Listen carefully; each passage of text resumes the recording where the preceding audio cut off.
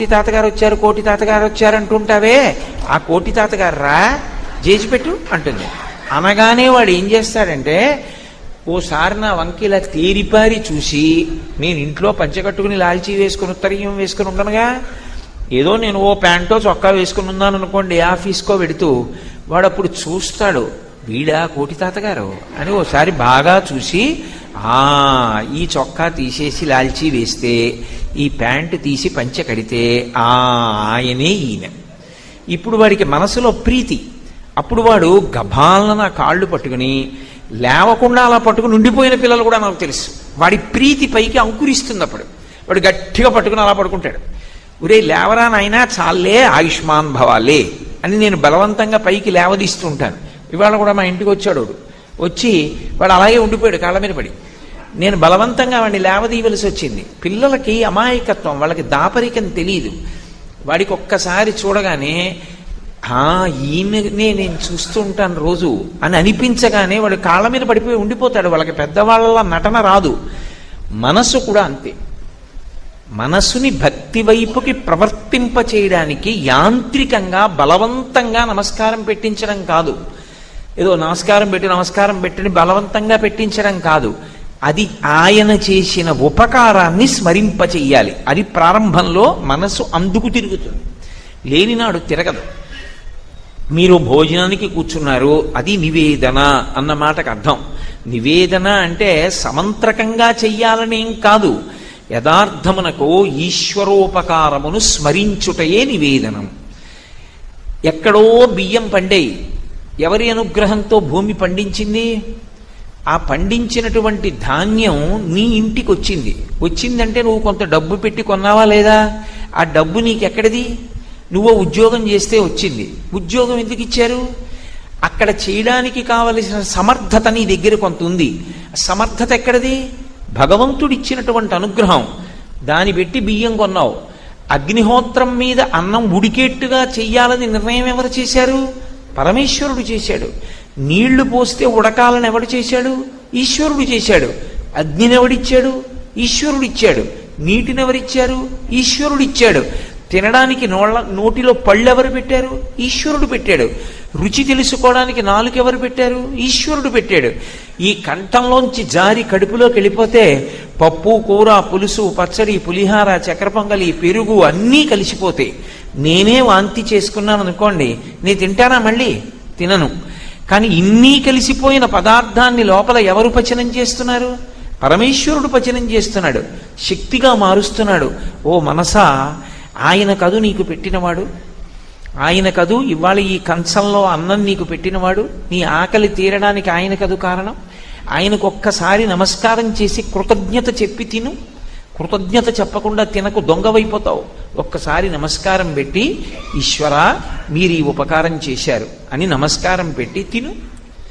ఇప్పుడు మనసు ప్రీతితో స్మరించడం మొదలు పెడుతుంది ఉపకారముల చేత. ఇదే భగవద్గీతలో స్వామి అంటాడు, యత్ కరోషి యదశ్నాసి యజ్జుహోసి దదాసి యత్ కురుష్యతి కౌంటేయ కౌంతేయ తత్కురుష్వ మదర్పణం. నువ్వు యత్ కరోసి, ఏం చేస్తున్నా నన్ను స్మరించు. ఆ చెయ్యడానికి శక్తినిచ్చినవాడు వాడే కదూ. యదశ్నాసి, ఏది తింటున్నా ఆయనిచ్చింది కదూ తింటున్నావు, ఆయన ఇచ్చాడని. యజ్జుహోషి, నువ్వు ఏది తాగుతున్నా చేస్తున్నా, ఏది అయినా సరే మదర్పణం, నాకు అర్పణ చెయ్యి అంటే నన్ను జ్ఞాపకం చేసుకుని నాకు నివేదన చేసి నువ్వు అనుభవించు. ఇప్పుడు నువ్వు దొర, ఆయనకి చెప్పి అనుభవిస్తున్నావు కాబట్టి దోషం రాదు. అది మనసు పట్టుకోవడానికి మొదటి కారణం అవుతుంది. అలా పట్టుకోగా ఒక పరిమితి ఒకటి వస్తుంది. కలిసి వచ్చినంత కాలం ఉపకారం చెప్తుంది, కలిసి రాకపోతే ఎక్కడో అక్కడ మనం అనుకున్నట్టు జరగలేదనుకోండి, అప్పుడు బాధ కలిగింది కదా. బాధ కలిపితే కృతజ్ఞత ఎందుకు చెప్తారు? ఏదో నాకు వేలు మడతపడింది అనుకోండి, వేలు నిప్పెడుతోంది, ఈశ్వర నాకు వేలు మడతపడేటట్టు చేశారు, చాలా కృతజ్ఞుణ్ణి అంటామా? అనం కదా. మరి అప్పుడు భగవంతుణ్ణి నిందించాలా? కాదు. నువ్వు గతంలో చేసుకున్నటువంటి పాపం ఏదో ఉంది, ఆ పాపాన్ని తీసేశాడు ఈశ్వరుడు అక్కడితో.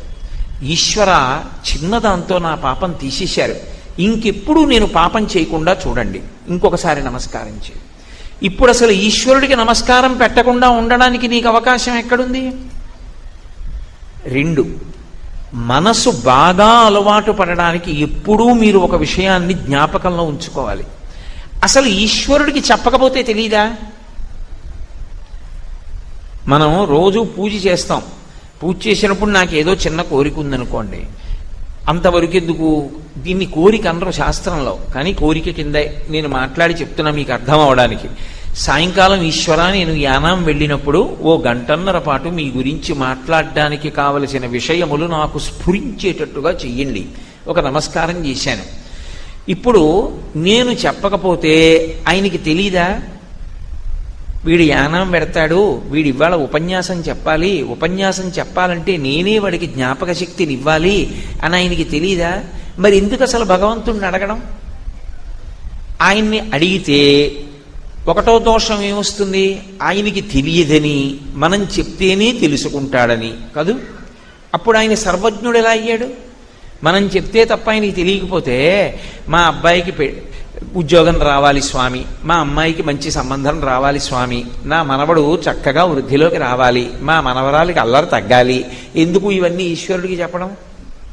అంటే ఈశ్వరుడికి చెప్పకపోతే వాడికి తెలియదని కాదు, ఒకటి జ్ఞాపకం పెట్టుకోవాలి. ఇప్పుడు వాడికి చెప్పుకోవడంలో ఒక తృప్తి ఉండాలి. ఆయనకి తెలియదని చెప్పట్లేదు నువ్వు చెప్పేవి, ఆ చెప్పుకోవడంలో నీ మనసు భారం తీరుతుంది. అంతేగాని నువ్వు చెప్పకపోతే ఆయనకి తెలియదు కాబట్టి నీకు ఉపకారం చేయడని అనుకోకూడదు. అసలు మనం భగవంతుడి దగ్గరికి వెళ్ళి నోరు విప్పి చెప్పవలసిన అవసరం ఉండదు. ఆయనకు అన్నీ తెలుసు. మనం ఎందుకు వెళ్ళామో తెలియని అమాయకుడు కాడాయన. ఇలా అంటే చాలు, ఆయనకి తెలుసు. కానీ ఎందుకు చెప్తాం ఆయనతో? ఆ చెప్పుకోవడంలో మనకు ఒక బరువు తీరిపోయి సంతోషంగా ఉంటుంది. 2, భగవంతుణ్ణి ఎక్కడైనా సరే స్తుతి చేస్తాం. నింద ఉండదుగా ఈశ్వరుడి విషయంలో. స్తుతి చేస్తాం.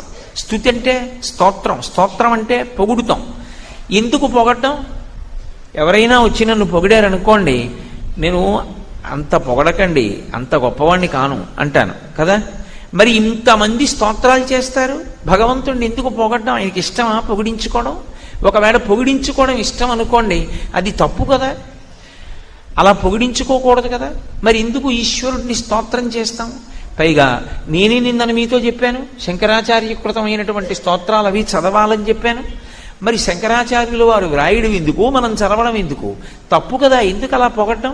పొగిడితే లొంగిపోవడం ఏమిటైనా అంటే ఆయనని పొగిడితే లొంగిపోయేటటువంటి వాడు కాడు. ఎందుకు పొగుడుతున్నామో తెలుసా? ఆయన యొక్క గొప్పతనం, ఆయన మంచితనం మన మనసులో బాగా నిండిపోతే, అది ఇంకా మనసులో పట్టకపోతే స్తోత్రంగా బయటికి వస్తోంది. సంతోషంతో చెప్పుకుంటున్నాం. అంతేకాని ఆయన్ని పొగిడితే ఆయన లొంగిపోతాడని చెయ్యట్లేదు స్తోత్రాలు. మన మనసులోని ప్రేమ పొంగితే స్తోత్రంగా బయటికి వస్తోంది. అందుకు స్తుతి చెయ్యాలి. అంతేగాని ఆయన్ని పొగిడితే లొంగిపోతాడండి అందుకు నేను స్తోత్రం చేస్తున్నానంటే అనకూడదు. ఇవి 2 జ్ఞాపకంలో పెట్టుకోవాలి ప్రాథమిక స్థాయిలో ఉండేటటువంటి భక్తుడు. అలా ప్రయత్నం చేసి చేసి చేసి చేసి చేసి ఈశ్వరుణ్ణి పట్టుకోవడానికి ప్రయత్నం చేస్తూనే వెళ్ళాడనుకోండి, ఒక స్థాయిలోకి వెళ్ళిన తరువాత ఏమైపోతుందంటే ఈశ్వరుడి యొక్క అనుగ్రహం కలుగుతుంది పరిపూర్ణంగా. అది ఈ జన్మలోనే